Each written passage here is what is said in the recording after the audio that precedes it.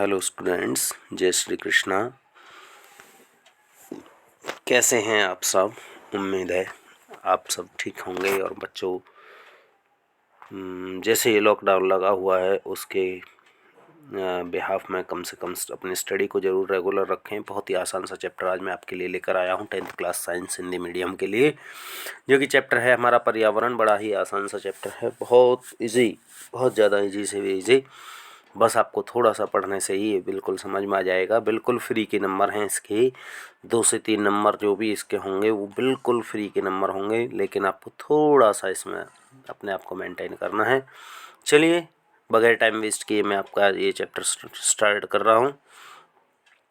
पर्यावरण क्या है? पर्यावरण जो है हमारे आसपास जो क्षेत्र होता है, ठीक है, उसमें जो भी भौतिक परिस्थितियाँ होती हैं, जो भी रासायनिक परिस्थितियाँ होती हैं, जो जैविक परिस्थितियाँ होती हैं, जिनमें वो कोई भी जीव निवास करता है, वो सभी सम्मिलित रूप से क्या कहलाती हैं? पर्यावरण। पर्यावरण के 2 घटक होते हैं, एक जैव घटक और एक अजैव घटक। नाम से ही पता लग रहा है, जैव माने सजीव प्राणी, सभी सजीव प्राणी। पूरा मैंने यहाँ वर्णन नहीं किया है, तो आप आराम से इसको लिख सकते हैं, पढ़ सकते हैं, समझ सकते हैं। बड़ा आसान सा है।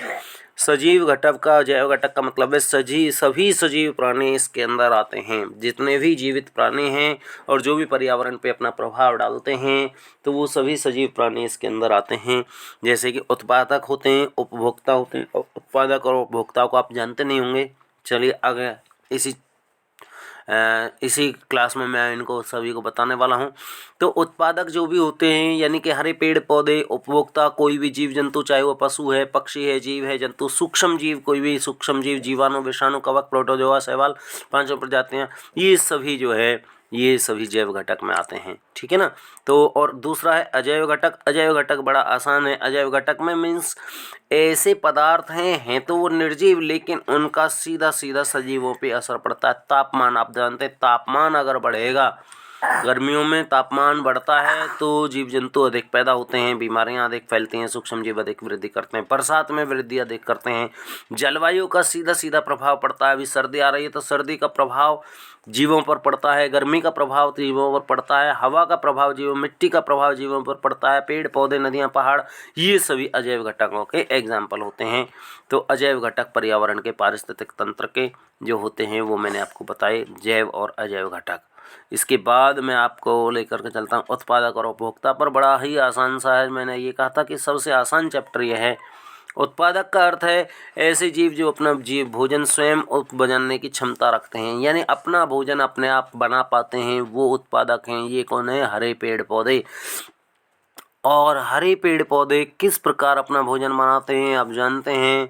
ये 5वीं क्लास से आप पढ़ते आए हैं। कौन सी विधि है? प्रकाश संश्लेषण। कौन सी विधि है बच्चों? प्रकाश संश्लेषण। प्रकाश संश्लेषण विधि के द्वारा पेड़ पौधे अपना भोजन बना पाते हैं, तो ये उत्पादक कहलाते हैं। सभी हरे पेड़ पौधे इसमें आते हैं जिनमें क्लोरोफिल होता है, पर्णहरिम होता है। तो पर्णहरिम की उपस्थिति में सूर्य के प्रकाश के द्वारा वायुमंडल से कार्बन डाइऑक्साइड लेकर के, जमीन से जल और खनिज लवण लेकर के वो अपना भोजन बनाते हैं। उसको क्या कहते हैं? प्रकाश संश्लेषण की प्रक्रिया कहते हैं। उपभोक्ता। उपभोक्ता का अर्थ है ऐसे जीव जो अपने भोजन के लिए अन्य जीवों पर निर्भर करते हैं, यानी कि अन्य उत्पादकों पर निर्भर करते हैं। क्लियर होगा ना? उपभोक्ता क्या मतलब है? जो जीव अपने भोजन के लिए अन्य उत्पादक पदार्थों के ऊपर निर्भर करते हैं वो उपभोक्ता कहलाते हैं। वे उपभोक्ता भी 2 तरह के होते हैं, एक प्राथमिक उपभोक्ता होते हैं, एक द्वितीयक उपभोक्ता होते हैं। प्राथमिक उपभोक्ता वो होते हैं जो सीधे सीधे पेड़ पौधों से अपना भोजन लेते हैं, यानी पौधे के किसी भी भाग से अपना भोजन लेंगे, जड़ से लेंगे, तने से लेंगे, पत्तियों से लेंगे, टहनियों से लेंगे, शाखाओं, किसी से भी अपना भोजन लेंगे, वो जो है उपभोक्ता कहलाते हैं। तो ये उपभोक्ता हो गए। प्राथमिक उपभोक्ता जो है वो पेड़ पौधे होते हैं, पेड़ पौधों से अपना भोजन, यानी शाकाहारी। शाकाहारी की डेफिनेशन मुझे नहीं लगता कि बताने की ज़रूरत है। तो शाकाहारी वो होते हैं जो अपना भोजन अपने आप बना पाते हैं, वो शाकाहारी कहलाते हैं। ये प्राथमिक उपभोक्ता होते हैं। सभी शाकाहारी जीव प्राथमिक उपभोक्ता होते हैं जो सीधे सीधे पेड़ पौधों से।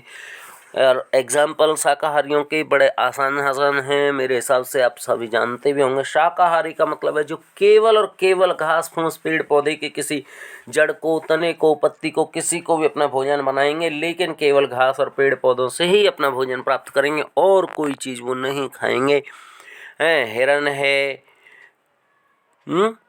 हिरन जैसे इसका गाय है, भैंस है इत्यादि, ये सभी शाकाहारी जीव होते हैं। इसके अलावा द्वितीयक उपभोक्ता ऐसे जीव होते हैं जो अपना भोजन प्राथमिक उपभोक्ताओं से प्राप्त करते हैं। ठीक है, जो अपना भोजन प्राथमिक उपभोक्ताओं से जो प्राप्त करते हैं वो द्वितीयक उपभोक्ता कहलाते हैं। द्वितीयक उपभोक्ता मांसाहारी जीव होते हैं सभी, इसमें सर्वाहारी जीव होते हैं। मांसाहारी का मतलब है जो मांस को ही अपना भक्षण करते हैं, मांस से ही भोजन बनाते हैं, मांस को ही भोजन के रूप में लेते हैं, तो वो मांसाहारी कहलाते हैं।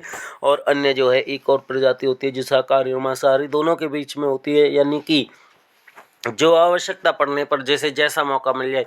मांसाहारी का मतलब है केवल और केवल मांस खाएंगे। गिद्ध है केवल मांस खाता है, हिरन है के वो सॉरी शेर है केवल मांस खाता है, चीता है केवल मांस के अलावा और कुछ नहीं खाएगा, तो वो मांसाहारी में आएगा। लेकिन एक और प्रजाति है सर्वाहारी। आप जानते हैं सर्वाहारी क्या होता है? सर्वाहारी है यानी कि जो आवश्यकता पड़ने पर साग सब्जी भी खा ले और आवश्यकता पड़ने पर मांस को भी कुत्ता हुआ, बिल्ली हुआ। ठीक है, आप जानते हैं मनुष्य किस प्रजाति में आता है? मनुष्य सर्वाहारी में आएगा, ये ध्यान रख लेना, बहुत बार कंफ्यूज करने वाला पॉइंट होता है। मनुष्य आएगा सर्वाहारी में, क्योंकि आप भले ही हो सकता है कि शाकाहार करते हुए दिखाई दे रहे हों, लेकिन हम जो है पशुओं का दूध इत्यादि पीते हैं और वो सारा काम करते हैं। और बहुत सारे मनुष्य जो है वो अन्य जीवों को भी खाते ही खाते हैं, यानी मांसाहार भी करते हैं। तो मनुष्य सर्वाहारी प्राणी का उदाहरण होता है। तो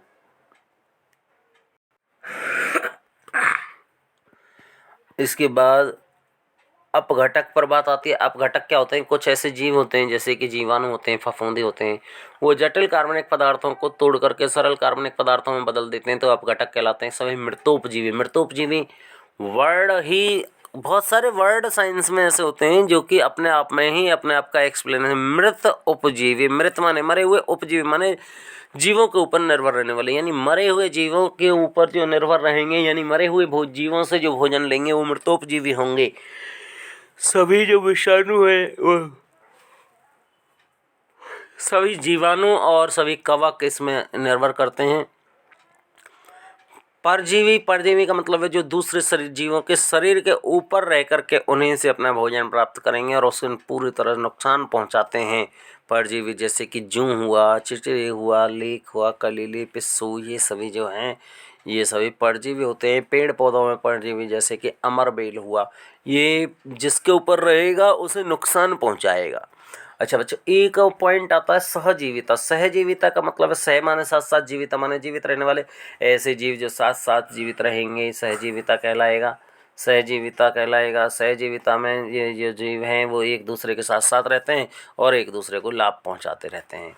फलीदार पौधे जो होते हैं ना, फलीदार पौधे की जड़ों में छोटी छोटी गांठें होती हैं, उन गांठों के अंदर एक जीव, सूक्ष्म जीव रहता है जिसका नाम है राइजोबियम। क्या नाम है? राइजोबियम। राइजोबियम नाम का एक बैक्टीरिया है, सूक्ष्म जीव है, जीवाणु है। और ये क्या करता है? राइजोबियम जो जीवाणु है वो वायुमंडल से नाइट्रोजन को लेकर के पौधे के लिए उस नाइट्रोजन को सोल्यूबल फॉर्म में चेंज कर देता है, यानी नाइट्रोजन का स्थिरीकरण कर देता है। नाइट्रोजन स्थिरीकरण एक पॉइंट आता है, इसी चैप्टर में भी आता है वो। तो नाइट्रोजन स्थिरीकरण जो है क्या होता है? वायुमंडल से फलीदार पौधे की जड़ों में उपस्थित जो राइजोबियम बैक्टीरिया है, सूक्ष्म जीव है, जीवाणु जो है होता है, वो क्या करता है? वो वायुमंडल के नाइट्रोजन को नाइट्रेट्स में बदल देता है, उससे फलीदार पौधे अपना भोजन ले लेते हैं। अब फलीदार पौधे उसे आराम से अपने जड़ों में रहने देते हैं, रहने के लिए स्थान दे रहे हैं, भोजन दे रहे हैं, सब कुछ दे रहे हैं। तो ये सहजीविता, यानी दोनों जीव अब परस्पर रह करके और एक दूसरे के साथ अपना रह पाते हैं और अपना लाभ उठा पाते हैं, तो ये सहजीविता कहलाती है। ठीक है, इसके बाद पॉइंट आता है आहार श्रृंखला। आहार श्रृंखला आप जानते हैं, आहार श्रृंखला का अर्थ है जीवों की ऐसी श्रृंखला जो पोषण के लिए एक दूसरे पर निर्भर करती है। घास है, घास को कौन खाएगा? हिरन खाएगा। हिरन को कौन खाएगा? शेर खाएगा। तो ये घास, हिरन और शेर, ये एक आहार श्रृंखला पूरी हो गई।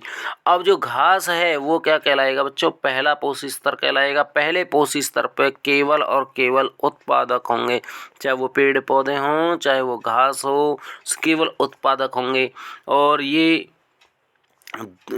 जो है हिरन जो है वो क्या है?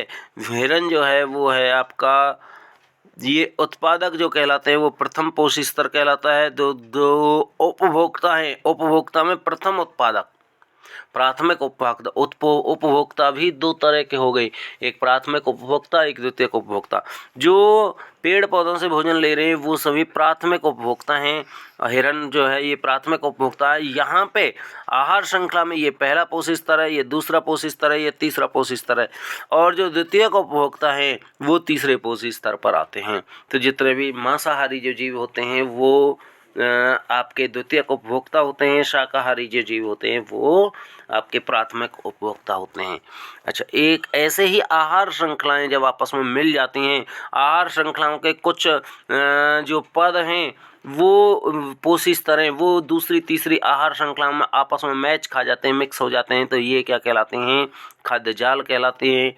और जो खाद्य जाल है, आहार श्रृंखलाओं की जुड़ी हुई व्यवस्था खाद्य जाल कहलाती है। घास है, घास के बाद हिरण हुआ, हिरण के बाद शेर हुआ। घास ने किसको खाया? घास को किसने खाया? टिड्डे ने। टिड्डे को किसने खाया? मेंढक ने। मेंढक को किसने खाया? सांप ने। सांप को किसने खाया? बाज ने। अभी यहाँ जो टिड्डा है, ये इस टिड्डे को बाज सीधा सीधा भी तो खा सकता है, तो ये भी तो एक आहार श्रृंखला हो गई, घास, टिड्डा और बाज।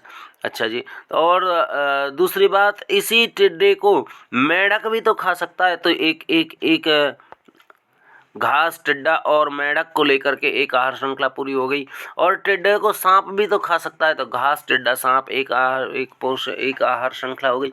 तो ऐसे आहार श्रृंखलाएं जब जिनमें जो पोषक स्तर होते हैं वो विभिन्न आहार श्रृंखलाओं के अलग अलग भाग बनते हैं, तो इस प्रकार से जो जन संरचना होती है आहार श्रृंखलाओं, बहुत सारी आहार श्रृंखलाओं का मिलने से वो क्या कहलाती है बच्चों? खाद्य जाल कहलाती है। अच्छा, चलते चलते एक पॉइंट और इसमें है जो कि बहुत ही इम्पोर्टेंट पॉइंट है, और एक होता है ऊर्जा का 10% नियम। ठीक है, ऊर्जा का 10% नियम, 10% रूल है। ये क्या कहता है? ये कह रहा है कि कोई भी पोषक स्तर जो है अपने से अगले पोषक स्तर को अपने प्राप्त ऊर्जा का केवल 10% भाग दे पाता है। प्राप्त ऊर्जा का केवल 10% भाग दे पाएगा अगले पोषक स्तर को। जैसे यहाँ पे मैंने एग्जाम्पल लिख दिया है, और जैसे मान लो सूर्य, ऊर्जा का प्रकृति में सबसे बड़ा स्रोत क्या है? सूर्य है। ये सूर्य बनाया है मैंने, और सूर्य से ऊर्जा किसको मिल रही है? घास को मिल रही है। कितनी मिल रही है? मान लीजिए 1000 कैलोरी ऊर्जा मिल रही है। तो 1000 कैलोरी ये जो घास है ये अपने से अगले यानी हिरणों को ये केवल उसका 10% जितना इसे प्राप्त है, प्राप्त का 10%, बाकी 90% इसके अपने कामों में कंज्यूम हो जाता है। अपने से अगले को केवल 10% दे पाता है, यानी 1000 का 10% कितना हुआ? 100 कैलोरी हुआ। और जो शेर हुआ, शेर को 100 कैलोरी का 10% मिलेगा, तो उससे कितना मिला? केवल 10 ही मिला। एक ये जो है 10% का नियम है। तो इस नियम के अनुसार एक बहुत ही इम्पोर्टेंट क्वेश्चन आता है, किसी भी आहार श्रृंखला में 5 या 6 से अधिक पोषक स्तर नहीं होते। ठीक है ना, कोई भी आहार श्रृंखला आप देख लीजिए, आप अपने मन में बना करके ये देखिए, पहले घास को टिड्डा ने खाया, पहले घास को टिड्डे ने, टिड्डे को मेंढक ने, मेंढक को सांप ने, सांप को बाज ने। तो ये जो है एक हो गया, दूसरा पोषक स्तर, तीसरा पोषक स्तर, चौथा पोषक स्तर, 5 पोषक स्तर, ज़्यादा से ज़्यादा 6 हो सकते हैं, या 5 हो सकते हैं, 6 हो सकते हैं। तो 6 पोषक स्तर से किसी भी आहार श्रृंखला में अधिक पोषक स्तर नहीं होते। क्यों नहीं होते? उसके लिए ये ऊर्जा का 10% नियम रूल फॉलो होता है। तो 10% नियम, अभी 1000 कैलोरी तो इसे मिली थी, 100 कैलोरी इसे मिली होगी, 10 कैलोरी इसे मिली होगी, 1 कैलोरी इसे मिली होगी, और 0.1 कैलोरी इसे मिली होगी। 1 का 10वां हिस्सा 0.1 कैलोरी, यानी इससे अगले के लिए इतनी ऊर्जा ही नहीं बचेगी कि जिसमें इसका जीवन यापन हो सके। समझ में आ गया? तो 10% नियम के अनुसार जो है वो इसलिए उसमें 6 से अधिक पोषक स्तर नहीं होते हैं, क्योंकि इससे आगे के पोषक स्तरों को इतनी ऊर्जा प्राप्त ही नहीं होगी कि जितने में ये अपने आराम से अपना जीवन यापन कर सकें। तो बच्चों, ये छोटा सा आपका चैप्टर था, बड़ा इजी सा है। इसके ना हेल्प बुक में जो शुरुआत में जो क्वेश्चन दे रखे हैं उनको आप ज़रूर पढ़िएगा, जो हेडिंग्स जो दे रखे हैं उनको आप ज़रूर पढ़िएगा। और भाई मेरे अपना काम चलाइए मेरे बच्चों, बगैर पढ़े आपका गुजारा होने वाला नहीं है। आसान से चैप्टरों को हम इसमें कराने की कोशिश करेंगे, और ये चीज़ें आगे भी रिवाइज होने वाली नहीं हैं, तो ये आप ध्यान रख लेना। चलिए बच्चों, थैंक्स अ लॉट। जय श्री कृष्णा।